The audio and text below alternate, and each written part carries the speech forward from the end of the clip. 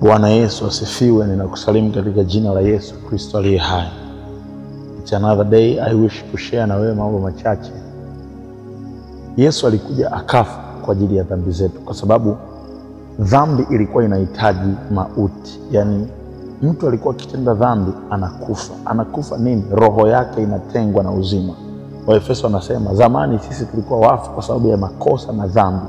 Kwa the big problem iliyokuwa kwa mwanadamu ni dhambi. Yani mtu alipokuwa ametenda dhambi alitengwa na uzima. Maana yake akawa na the spiritual death. Yani amekufa, lakini kwa namna ya mwilini huyu mtu alikuwa anaendelea kuishi. Sasa maana yake dhambi ikatufanya tuwe watumwa wa dhambi, tukatumikishwa na dhambi. Sasa Yesu alipokuja, alikuja kumuokoa mtu kwenye dhambi. Yani kulikuwa kuna utumwa wa dhambi, sio dhambi kama tendo, dhambi kama dhambi kama asili. Yani dhambi ilikuwa ni dominator baada ya mwanadamu kutenda dhambi. Kwa hiyo mwanadamu akahesabiwa ni mwenye dhambi, akawa ni mtumwa wa dhambi, akawa anatumikishwa na shetani. Kwa hiyo kulikuwa kuna asili ya dhambi ambayo mwanadamu alikuwa hayuko imputed. Sasa Yesu akaja akamtoa huyu mwanadamu kwenye asili ya dhambi. Kwa dhambi iliondolewa, wanadamu walikuwa wanahesabiwa dhambi. Kwa hiyo katika Kristo wanadamu wanahesabiwa haki. Kwa nini? Kwa sababu ile hukumu ambayo ilikuwa inawahitaji wanadamu waipate kwa sababu ya dhambi. Biblia inasema katika kitabu cha Warumi 8 pale mstari wa 1, sasa basi hakuna hukumu ya adhabu juu ya hao walio katika Kristo Yesu. Kwa sababu gani? Mshahara wa dhambi ulikuwa ni mauti. Mtu alikuwa akitenda dhambi ana hukumu ya kutengwa na Mungu.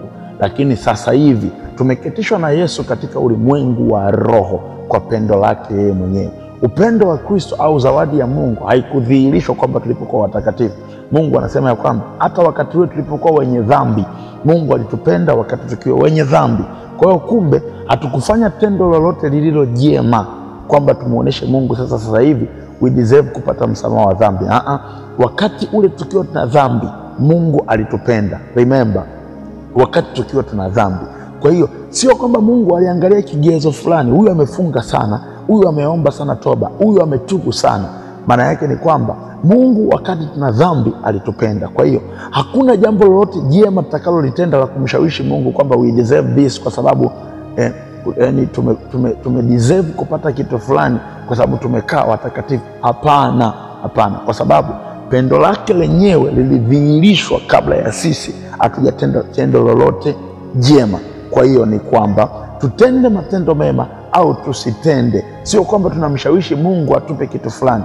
We get it freely kwa yeye kumtoa mwanae. Anasema kwa maana jinsi Mungu aliupenda ulimwengu hata akamtoa mwana ili kila mtu amwaminie asipotee bali awe na uzima wa milele. Maana yake tulipoteza the eternal life baada ya mtu kutenda dhambi. Maana yake mtu asiyeamini hana uzima wa milele. Kwa hiyo haya mambo tungeyasikia tangu tukiwa tumezaliwa. Maana yake kama leo hii ambavyo tunasikia hii kweli ya Mungu inavyokuja, yani tunasikia kweli ya Mungu, of course kweli ilikuwepo, sema tu hatukufundishwa hivyo. Kwa hiyo tungesikia kuanzia mwanzoni kwamba sisi tumesamehewa dhambi milele, hatuna dhambi, roho zetu zimetakaswa, zimeungwa na Bwana. Sasa hivi tuko kwenye ukuaji wa kiroho. Maana yake Mungu asubiri kwanza mpaka tutakapokuwa kiroho, tutakapokuwa sasa hapa sasa hivi tumejua kweli, ndio atupe Roho Mtakatifu. Kwanza hicho kitu hakiwezekani pasipo Roho Mtakatifu. Kwa Mungu anatupa Roho Mtakatifu, tunaanza kuukulia wokovu, kwa sababu hakuna mtu ambaye siku ameokoka aliacha dhambi moja kwa moja. Maana yake kuna transformation ya mind ambayo tunatakiwa tupewe kila siku. Sasa tungeanza kusikia hii kweli tangu watoto wadogo, kama tulivyozaliwa tukaanza kuambiwa binadamu wa kwanza sije alikuwa nyani, sijui na nini. Maana yake tulifundishwa kuamini kutokuamini tangu tukiwa watoto. Maana yake tulivyosikia kwenye madhehebu yetu ya kwamba binadamu wa kwanza hakuwa nyani, huko kwa kiasi fulani kukatusaidia ya kwamba binadamu wa kwanza hakuwa nyani. Maana yake kumbe kama wakati tungekuwa watoto tungepata watu ambao wangetufundisha kwamba sisi tumesamehewa milele, na Biblia inasema ya kwamba sisi tumesamehewa milele. Maana yake namna ambavyo mtu angekuja kutuambia leo hii sisi hatujatakaswa, namna ambavyo tungepinga, ndivyo ambavyo kinachotokea sasa. Lakini sasa kweli ya Kristo imekuba, yani kweli ya Kristo imeachiliwa. Kwa hiyo the matter is to obey. Maana yake the way ambavyo tukubali ya kwamba Yesu alikufa kwa ajili ya dhambi, ndivyo yani inaonyesha kwamba yani bado hatuamini. Kwa sababu natoa tu mfano mmoja ya kwamba Watu wa Agano la Kale sio kwamba wao walikuwa wanajiombea msamaha wa dhambi, sio kwamba wao walikuwa wanaenda kwa Mungu kusema Mungu tumekosa. Walikuwa wanachukua dhambi au wanachukua sadaka, wanaenda kutoa kwa kuhani. Kuhani ndo anaenda kusimama kule kwa ajili ya kuwapatanisha watu na Mungu, sio watu walikuwa wanajiombea. Kwa hiyo watu walikuwa wana relax kwa sababu wanajua kuhani yupo kule anawaombea dhambi zao. Lakini ile ilikuwa inafanyika kila baada ya mwaka kwa mwaka. Anapokuja Yesu sasa, maana yake ni kwamba anasema hivi katika kitabu cha Waebrania, yeye alitoa dhabihu iliyo njema, na anasema alivyoingia kule kuhani kwa sadaka yake ametukamilisha milele, na ameingia mara moja, atoki, ameketi mkono wa kuume wa Mungu uko juu mbinguni akifanya huduma ya upatanisho. Maana yake ni kwamba Kristo ameingia kule, yeye ni kuhani mkuu, ameketi kule moja kwa moja, haondoki. Remember, watu walikuwa hawajiombei dhambi, kuhani ndiye alikuwa anaombea. Lakini sasa hivi tunaye kuhani mkuu mwenye maungamo yetu. Maana yake kuhani mkuu, maana yake ameketi kwa Mungu, maana yake akionyesha what the sacrifice he did. Maana yake kama yupo kuhani anayetuombea sisi, maana yake for the remission of sin, maana yake ni kuhani ndiye anayeomba, sio sisi tunaoomba utakaso. Na ukiangalia toba is the changing of mind, ni kubadilisha namna ya kufikiri baada ya kupokea ufahamu mpya, kwamba kuna watu walikuwa naamini Yesu ni seremala, kuna watu walikuwa naamini Yesu sio Mungu.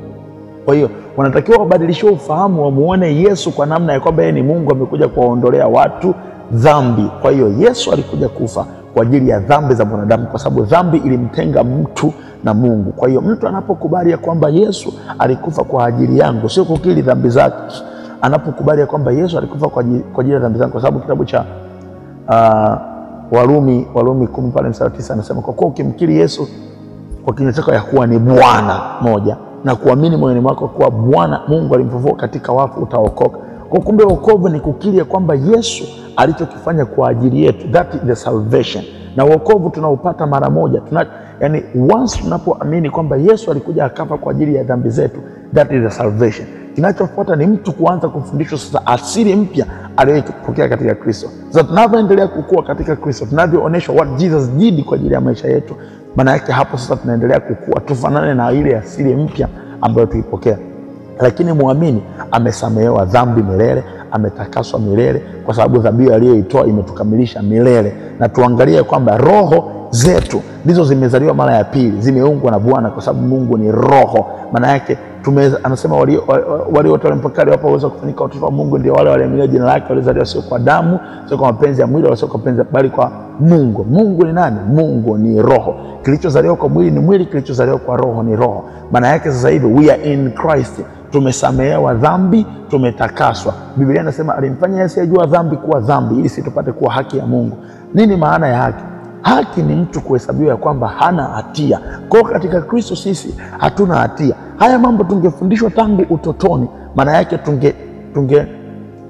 tunge hold that confession, tungetembea na ile mind ya kwamba sisi tumetakaswa. Lakini tunapinga leo hii. Kwa sababu gani? Kwa sababu ya kwamba tangu utotoni kuna vitu tumefundishwa ambavyo vimekaa ndani yetu. Asingetokea mtu wa kutuambia ya kwamba binadamu wa kwanza alikuwa nyani, yani hakuwa nyani, mpaka leo hii tungeendelea, watu wangekuja kutuambia ya kwamba sisi hatukuwa nyani mpaka leo hii. Yani mpaka leo hii tungekuwa tunapinga. Mtu angetuambia kwamba binadamu wa kwanza alikuwa ni Adamu, aliumbwa na Mungu, tungepinga. Kwa sababu gani? Tangu utotoni tumekumaliwa, tunaambiwa kwamba binadamu wa kwanza alikuwa nyani. So we have to obey the word of God, the truth of the gospel.